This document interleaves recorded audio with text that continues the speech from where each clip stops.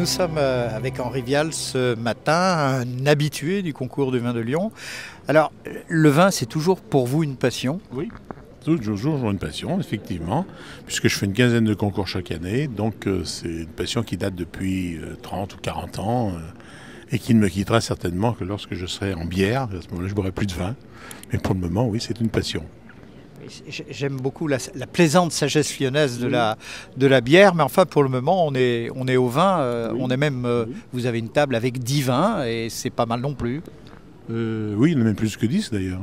Je vous signale quand même au passage que Lyon est une ville brassicole également. Il n'y a pas que le vin, il y a aussi la bière. Et que Rhône-Alpes est la capitale en France des microbrasseries. Oui, tout à fait. Parlons de vin un peu si vous le voulez bien. Qu'aviez-vous ce matin à déguster? Des Riesling. Des Riesling qui sont des vins d'Alsace, comme chacun sait, qui sont cépages d'Alsace.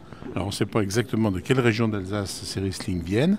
Et la qualité moyenne de tout ce qu'on a dégusté est quand même très très bonne. C'est-à-dire que dans l'Alsace, comme dans les autres régions viticoles de France, la qualité des vins s'est nettement améliorée et on a beaucoup de difficultés justement à les sélectionner, à les classer, parce qu'ils sont en général tous bons. Même si vous avez le tablier du concours des grands, tablier de sapeur à Lyon, mais du concours des vins de Mâcon, disons-le, vous êtes un habitué ici. Que pensez-vous de ce concours par rapport à d'autres, puisque vous en faites pas mal chaque année en France?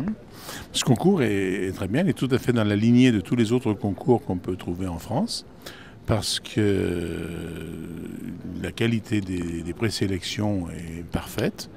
Et puis la qualité des dégustateurs est parfaite aussi, il faut bien quand même le dire. Donc effectivement, ces concours qui se développent de plus en plus permettent d'avoir une promotion des vins qui est très très favorable à l'éveil gustatif des générations futures. S'il y avait un petit plus à apporter pour que ça soit encore plus prestigieux? Par rapport à ce concours ou l'ensemble des concours? Par rapport à ce concours, celui des vins de Lyon. Je pense qu'on peut simplement souhaiter qu'il y ait de plus en plus d'échantillons, de plus en plus de dégustateurs, puisqu'il y en a beaucoup qui manquent. Donc c'est dommage que des gens s'inscrivent et ne viennent pas. S'inscrivent et ne viennent pas, et ils y perdent beaucoup.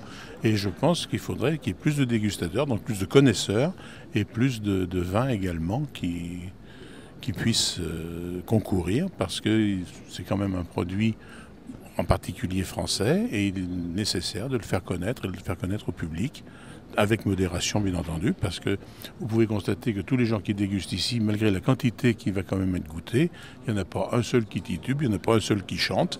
Remarquez, c'est normal, pour le moment ils sont encore assis. Merci à vous en tout cas. Je suis pas d'accord avec vous, pas du tout, pas du tout. C'est pas parce qu'ils sont assis, c'est parce qu'ils sont connaisseurs.